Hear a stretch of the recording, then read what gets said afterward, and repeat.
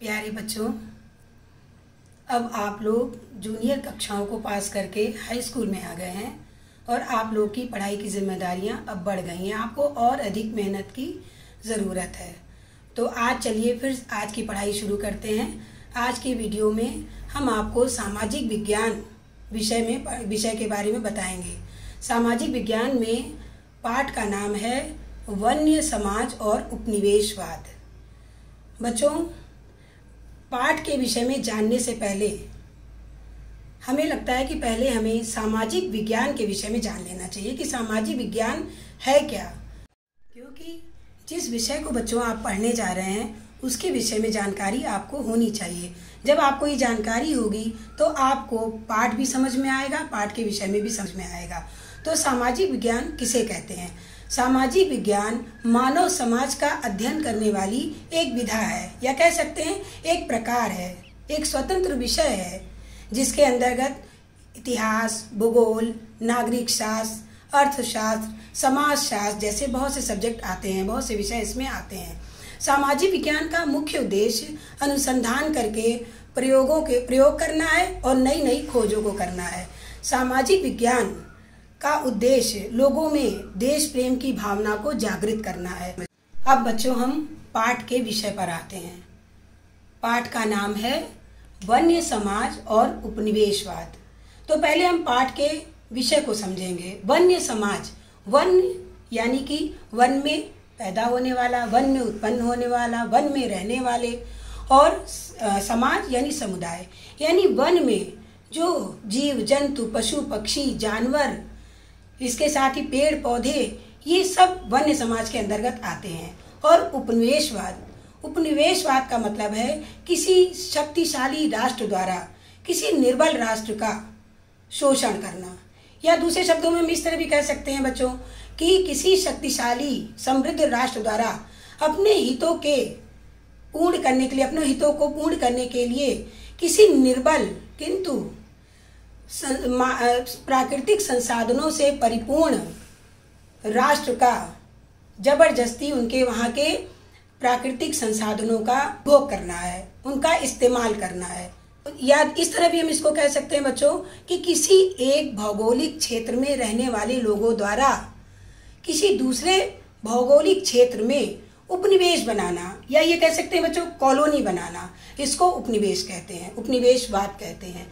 तो इस तरह बच्चों पाठ का अर्थ आपको समझ में आ गया होगा कि वन्य समाज और उपनिवेशवाद।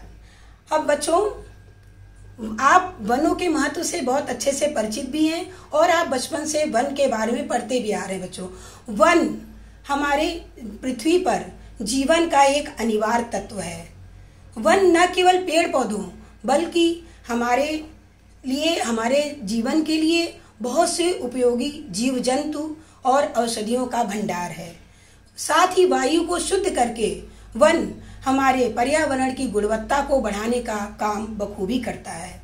साथ ही हम ये भी कह सकते हैं बच्चों कि प्रकृति को संतुलन में बनाना, प्रकृति का संतुलन बनाए रखना, ये भी वन का ही कार्य है। हमारे देश में बच्चों या विश्व में कह सकते हैं जो जैव विविधता है ये वनों के कारण ही है। जैव विविधता, अब आपके मन में आ रहा होगा कि जैव विविधता क्या होता है। तो जैव विविधता के बारे में पहले आप अच्छे से समझ लीजिए। जैव यानी जीव और विविधता यानी विभिन्नता, प्रकार।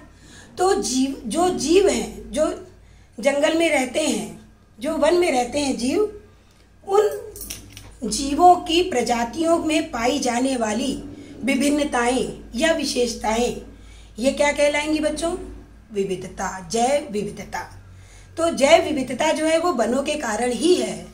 लेकिन आज तेजी से बढ़ती हुई जनसंख्या और औद्योगिकीकरण के कारण हमारे वन बहुत तेजी से समाप्त हो रहे हैं। वनों के समाप्त होने की इस प्रक्रिया को ही वन उन्मूलन या हम ये कह सकते हैं वन विनाश कहा गया है।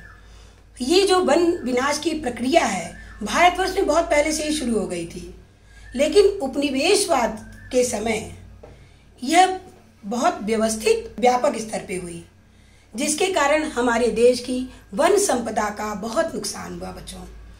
आज हम वनों के उन्मूलन के कुछ मुख्य कारणों के विषय में जानेंगे। तो इसमें पहला पॉइंट है बच्चों, कृषि के लिए योग्य भूमि। दूसरा पॉइंट है शाही नौसेना के लिए लकड़ी आपूर्ति। तीसरा है रेलवे लाइनों का प्रसार। और चौथा है बागानों के लिए भूमि की बाड़ाबंदी। एक बार और हम पढ़ देते हैं बच्चों, ये वन विनाश के कारण हैं।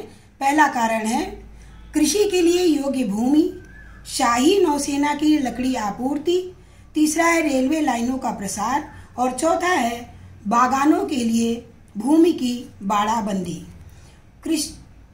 कृषि के लिए योग्य भूमि, अब इस पर हम चर्चा करते हैं बच्चों आप लोग नोट कर रहे हैं ना? आप लोग कॉपी पेन लेके ही बैठे हैं ना? आप नोट करिए बच्चों। तो हम पहले बिंदु पर चर्चा करते हैं। पहला बिंदु क्या था बच्चों? कृषि के लिए योग्य भूमि। जैसे जैसे समय के साथ साथ जैसे जैसे जनसंख्या बढ़ती गई वैसे वैसे भोजन की भी मांग बढ़ती गई, जिसकी वजह से ज्यादातर जंगलों को साफ करके खेती कार्य किया जाने लगा। औपनिवेशिक काल में कृषि का व्यवसायीकरण हो गया था। तो कृषि का व्यवसायीकरण करने के कारण जो व्यावसायिक फसलें थी जैसे गेहूं, पटसन, गन्ना, कपास आदि फसलों को उगाने के लिए किसानों को मजबूर किया गया और इसके लिए भी उन्हें मजबूर किया गया कि वो खेती का और विस्तार करें। तो खेती के लिए जमीन लाने का एक ही माध्यम था उस समय कि वनों को, जंगलों को साफ कर दिया जाए। तो सबसे पहले जो हमारे यहाँ जंगलों की सफाई शुरू हुई, जंगलों का विनाश शुरू हुआ, वो हमारे यहाँ सबसे पहले बच्चों खेती की वजह से ही हुआ, अनाज को पैदा करने की वजह से ही हुआ था। तो इस तरह ये पहला जो विषय पॉइंट है कृषि के लिए योग्य भूमि, ये आपको स्पष्ट हो गया होगा कि ये वन उन्मूलन का एक बहुत बड़ा कारण था। बच्चों अब दूसरी बिंदु पे हम आते हैं, शाही नौसेना के लिए लकड़ी की आपूर्ति।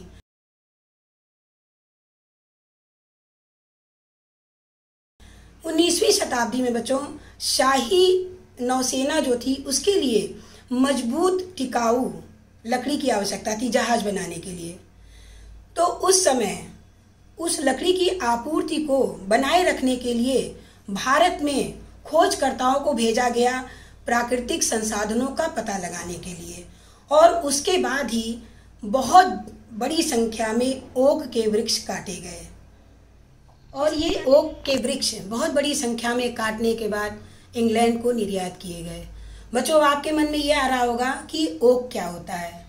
ओक बच्चों एक वृक्ष होता है एक प्रकार, जैसे आपने शीशम, साखू, सागौन ये सब लकड़ियों के वृक्ष के बारे में सुना होगा नाम, उसी तरह ओक भी एक प्रकार का वृक्ष होता है। इंग्लिश में इसे ओक कहते हैं अंग्रेजी में, और हिंदी में इसे बलूत या बांज कहते हैं। इसकी लकड़ियां बहुत टिकाऊ और मजबूत होती हैं।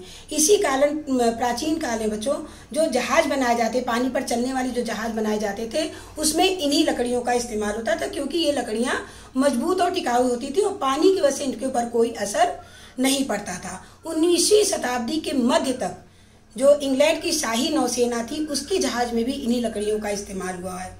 तो आप ये अंदाज लगा सकते हैं बच्चों कि कितनी बड़ी संख्या में इतने महत्वपूर्ण वृक्ष को काटा गया होगा। आपको आपकी जानकारी के लिए एक बात और बता दें बच्चों, 2004 में अमेरिका ने ये वृक्ष ओक जो है इसको राष्ट्रीय वृक्ष घोषित किया है। इसके साथ ही इंग्लैंड, जर्मनी, फ्रांस, पोलैंड आदि कई देशों ने ओक के वृक्ष को राष्ट्रीय वृक्ष घोषित किया है। तो इस तरह ये हमारे देश की वन संपदा का बहुत बड़ा नुकसान था, इस तरह के वृक्षों को काट करके बाहर भेजना। इसके बाद आपका तीसरा बिंदु आता है बच्चों, रेलवे लाइनों का प्रसार।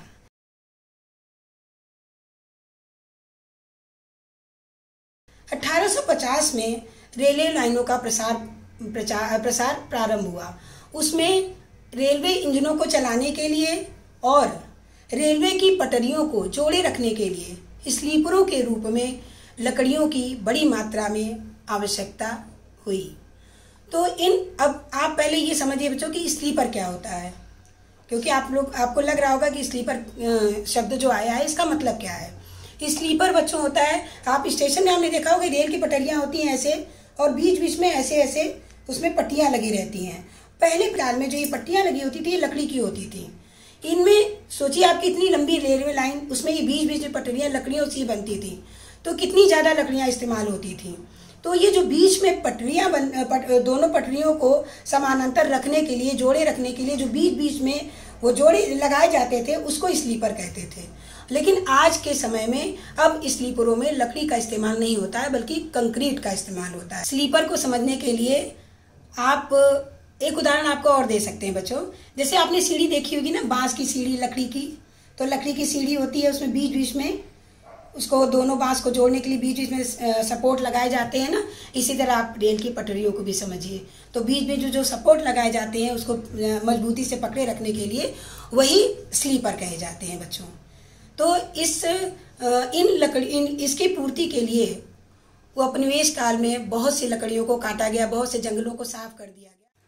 बच्चों आपको बता दें कि 1850 में केवल मद्रास प्रेसिडेंसी में प्रति वर्ष 35,000 वृक्षों को काटा गया और सरकार ने निजी ठेके भी दिए इसके लिए।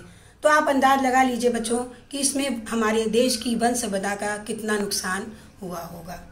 इसके बाद चौथा पॉइंट है बच्चों, बागानों के लिए भूमि की बाड़ाबंदी।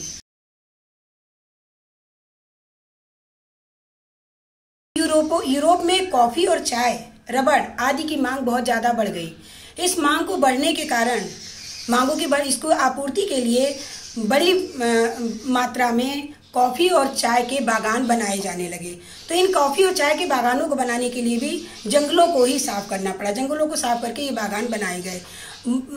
ब्रिटिश सरकार ने भारत के बहुत से जंगलों को अपने नियंत्रण में ले करके बहुत कम मूल्य पर यूरोपीय बागान मालिकों को सौंप दिया था और उन लोगों ने बाड़ाबंदी करके पूरे जंगल को ही साफ कर दिया और बागान बनाए जिसमें चाय और कॉफी की खेती होने लगी। तो इस तरह ये भूमि की जो बाड़ाबंदी की गई, ये जो चाय और कॉफी का उत्पादन बढ़ाया गया, इसमें भी जंगलों का ही नुकसान हुआ। तो इस तरह बच्चों हमने आपको 4 बिंदु बताए कि वन विनाश के या वन उन्मूलन के क्या कारण थे। जंगलों की कटाई पर नियंत्रण रखने के लिए ब्रिटिश सरकार योजना बनाने लगी और इसके लिए इन्होंने डायट्रिस ब्रैंडिस को देश का पहला वन महानिदेशक नियुक्त किया, जो जर्मनी के रहने वाले थे। वो वनस्पति शास्त्र के विशेषज्ञ थे। उनको ये समझ में आया कि वनों को व्यवस्थित रूप से उसका प्रबंधन और संरक्षण करने के लिए ये जरूरी है कि वहाँ के लोगों को प्रशिक्षित किया जाए। और दूसरी बात इन्हें ये भी समझ में आई कि वनों की कटाई और पशुओं को चराने जैसी गतिविधियों पर पाबंदी लगा करके वनों को बचाया जा सकता है, वनों को रोका जा सकता है। ब्रैंडिस के इन प्रयासों से भारतीय वन अधिनियम 1865 सूत्रबद्ध किया। इसके अलावा ब्रैंडिस ने इसके पहले 1864 में भारतीय वन सेवा की भी स्थापना की। इस प्रकार बच्चों इसके बारे में अब हम यहाँ पे पाठ खत्म करते हैं और इसके बारे में आपको अगले वीडियो में बताएंगे। इसके पहले आप अपनी कॉपी लीजिए और आपको होमवर्क के लिए कुछ प्रश्न देते हैं बच्चों, आप उसको नोट कीजिए। आपके स्क्रीन पे भी ये प्रश्न दिखाई दे रहे होंगे बच्चों। पहला प्रश्न है बच्चों, वनों के समाप्त होने की प्रक्रिया को क्या कहते हैं? पहला प्रश्न आप नोट कर लिए, फिर से बोल रहे हैं, आप सुन लीजिए ध्यान से। वनों के समाप्त होने की प्रक्रिया को क्या कहते हैं? इसके बाद दूसरा प्रश्न है, रेलवे लाइनों का प्रसार कब आरंभ हुआ? दूसरा प्रश्न बच्चों फिर से एक बार ध्यान से सुनिए, रेलवे लाइनों का प्रसार कब आरंभ हुआ?